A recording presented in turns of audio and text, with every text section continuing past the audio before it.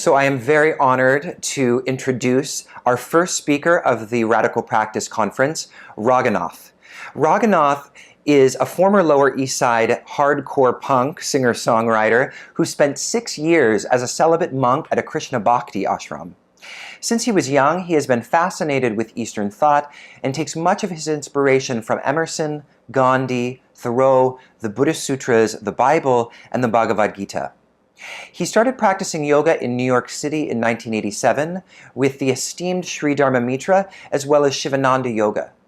Today, he is a much sought-after teacher known for his ability to distill the esoteric yoga philosophy in a way that is understandable and practical for the contemporary world. So with that, I'd like to introduce to you RAGHUNATH and his talk, Yoga, Religion or Spirituality. Namaste.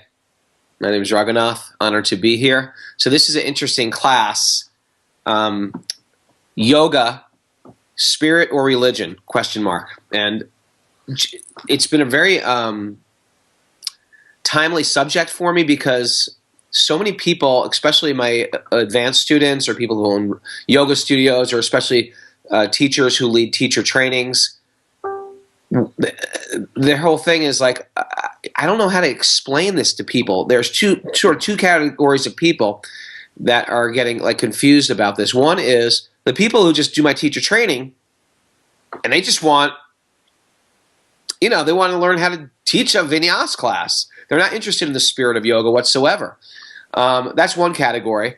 And the next category is people who have some religious conviction already, either through a bona fide passion for Christianity or Judaism, or sort of just have dogmatically accepted it from their parents, and it's more of a cultural thing. And so these are issues that yoga teachers are going to run into because our job, my job, is to present yoga as it is, to present yoga how it was taught. And if they want to learn how to do a handstand or a tricky back bend or how to jump, from down dog, jump through their hands to sitting, I can teach them that. I can teach them how to do lotus. But if we want to go a little bit deeper, then they're going to have to understand these other facets of yoga, which it's built on. The whole foundation of it's a spiritual practice. The physical practice is a condiment. You know what I mean by condiment? Like it's not a meal. It's a condiment of a much bigger meal of your life. So the condiment is a physical practice. What we've done in the West is we created that condiment to be the entire meal, which is completely awkward. It's like if I was to say to you, come on over for lunch, we're going to have some ketchup and Himalayan sea salt. It's like ridiculous. But that's what we've created in our yoga class. Our yoga class has become a physical asana class. Very often the breathing is cut down or minimized. Chanting is considered sort of exotic. And really philosophy, it's just become sort of mixed with our self-help philosophy or look on the bright side of things philosophy or positive outlook. But and I'm not saying a physical practice isn't good or having a positive attitude isn't good. But what I'm saying is when you start to recreate yoga, it's not yoga anymore. It's like if I'm selling you guys orange juice and I have a gallon of orange juice and I say, hey man, if I'm selling it by the cup and I can get 10 cups out of this gallon, why don't I just add a cup of water and then I can get 11 cups out of the same gallon? That would be so smart. I could look, and I've done it and I've made some more money now. And I said, wait a second, but that works. Why don't I add another cup of water, and then I can sell 12 cups. And now I've got 12 cups for my 1 gallon. Now, this is such a good idea. I'll do 13 cups, 14 cups, 15 cups. There's only one problem with this little adjustment is after a while, I'm not selling orange juice. So this is a big ongoing problem when we study yoga outside of tradition. And we're learning sort of just secular, deep breathing exercises. Those things are wonderful. But the yoga system is full spectrum health. It's full spectrum healing. It's full spectrum life. And if you've studied it in tradition, you sort of get that. You're seeing it in context.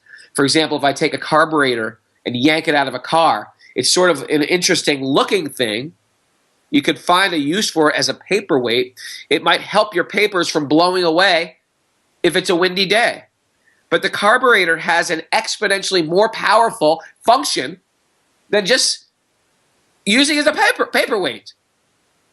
Yoga has such a more powerful function than helping me get rid of my lower back pain, which it does. It has such a more powerful function than it has to do with relieving some or getting my body toned, which it does. Removing body fat, which it does. Helping my endocrine system, which it does, right? Relieve stress, which it does all those things. But it's got so much. It's like an ocean compared to a creek. A creek is great, but if you embrace the ocean or a deep lake, maybe that's a better analogy. A deep lake. That deep lake, all the purposes of the creek practically can be served by the deep lake. So this is an ongoing issue, and it will be an ongoing issue. And if it's not an issue for you yet, as you try to embrace yogic lifestyle, because basically we're trying to become yogis. The way we actually give yoga is not to teach yoga. It's not to have a great yoga practice. The way to give yoga is to be a yogi. It's to actually live like a yogi. And that happens, it's a 24-hour thing, however we go about our day. That's when we become qualified to give it away to someone else. So the concept of these are the two categories for people. Again, those who have secularized yoga and those who have they've already have a spiritual path. So my job again is to give yoga as it was taught. Now, it's interesting because I didn't get into yoga for physical reasons. Even though I'm sort of popular in the yoga community for handstands or inversions or advanced asanas, it's not actually why I got into yoga. I actually got into yoga for spiritual reasons. I actually was really interested in a very broad approach to spirituality. And so maybe by sharing my story, it can shed some light on these sort of dilemmas that yoga teachers will face if they're not facing them already. My approach was like, as far as spirituality goes, I had a positive spiritual experience as a child. I was raised Roman Catholic, an Italian Catholic family, but I wasn't sort of cemented to any particular doctrine. I just appreciated the Bible, the New Testament. I thought the New Testament, this is a good book, teaches forgiveness, love your enemies. I thought it was sort of mystical. But by the time I hit sort of 17 or 18, I felt there were some questions that the priest in our community could never answer well. Here was one of them. Where does my dog go when he dies? To dog heaven? Is there a dog heaven? It sounds stupid, but these are real questions. Or here was a question. What about if I die? Is the soul old? Like I'm an old man. Do I have an old soul? Does that mean my soul looks like an old man? And am I going to hang out with my old grandmother? What is the soul? Does the soul look like the body? Or will I be a child version of myself? And then am I going to hang out with my grandmother or a child version of my grandmother? Are we going to be in heaven, a bunch of children and children's spirits? Is there going to be age delineation? So this was sort of like, it sounds a silly question, but they're questions. And this is what you want when you're sort of trying to embrace some type of truth. You want some satisfying answers for your question.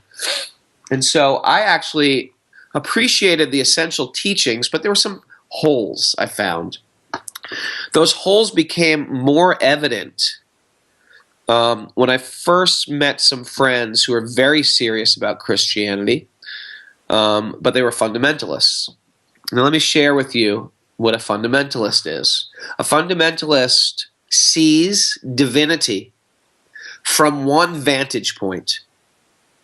Just like suppose I'm seeing a yoga studio from outside the front door, and I can't really see inside the front door, and someone says, hey, where is Super Soul Yoga?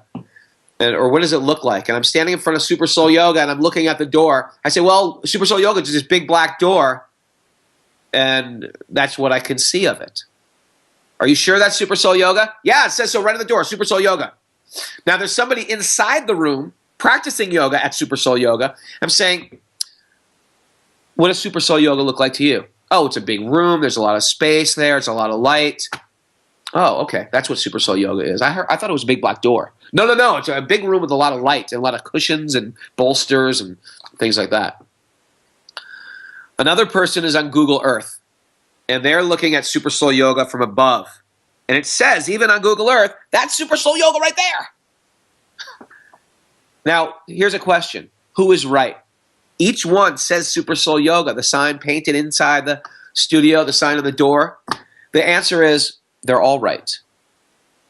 Fundamentalists say, no. I'm in front of the door. That's Super Soul Yoga. I'm in front of the door. I see it. That's Super Soul Yoga. You must be wrong. You must have it all wrong. This is where we go with fundamentalism. Now, as yogis, and the way and what I was attracted to Eastern thought was, there's a much broader picture to look at this. An ecumenical picture, which is that they're all right. They're all correct, but from different vantage points. And to me, that made the most sense. They're all right. They're just coming from different vantage points. Just for example, this idea of truth. This is what we're trying to extract from yoga, truth. And truth is not for a particular religion, higher power, God, not for a particular religion. That concept is, it's like mathematics. Math is like 2 + 2 is 4, right? That's not like Hindu math, and that's not Christian math, and that's not Jewish math. That's just math. No one religion has a monopoly on God or on truth. Truth is truth. And when you really start to embrace truth and try to hear truth and try to apply truth, then you'll start seeing truth everywhere. And you'll realize that, oh, I was seeing it like this. I was seeing it through these blinders of a particular vantage point. Now, just like when you look at a pocket dictionary, you know, these little dictionaries that you could put in your pocket, fit in your back pocket, and it has the word love in the dictionary. And you look it up. Those little dictionaries, they have maybe 3 explanations of the word love. Sometimes you go to the library and they have these giant unabridged dictionaries, and you look up the word love, and it has many, many, many definitions of the same word. So they're both dictionaries. The little dictionary is still a dictionary. It's just very, very little. And it can't give you a full concept of all the subtleties of how to use the word love, all the nuances. When I found Vedic or yogic theory, thought, philosophy, spirit, etc., I felt like it filled in a lot of the blanks. I don't feel like it turned me against Christianity. It made me understand Christianity on a very deep level. I felt like, and sometimes people even ask me today, what religion are you? That's a very common religion, a very common question. And generally people ask that because they already have a concept of religion and they want to sort of put you in a little package, in a box, so they can file you away somewhere. And I like to answer as the sages taught, which is, I'm a spirit soul. I'm a spirit soul. And that concept is that's a universal truth. That's a universal truth. I'm spirit and have a body, which is slightly different than the way my mom taught it, which is I'm a body and I have a spirit. I have a soul. You'll hear that a lot. I have a soul. I have a soul. But the yogis, they will say, we are soul that has a body. So a lot of this stuff is explained in pretty much all the classic books on yoga, which oftentimes really aren't taught. They're taught out of context. They're not taught in tradition. And like I said, that's like pulling the carburetor out of the car and trying to find a use for it. You got to understand the whole framework of the engine, and then the carburetor makes a lot of sense. People oftentimes comment on the Yoga Sutras, which came a lot later, thousands of years later than the Bhagavad Gita or Upanishads. And people erroneously will comment on the Yoga Sutras without understanding the context of yogic thought. And therefore what happens is they'll try to adjust it to their modern paradigm of reality. But all these ancient literature, they're meant to be explained by teachers who've studied them under teachers who have studied them under teachers.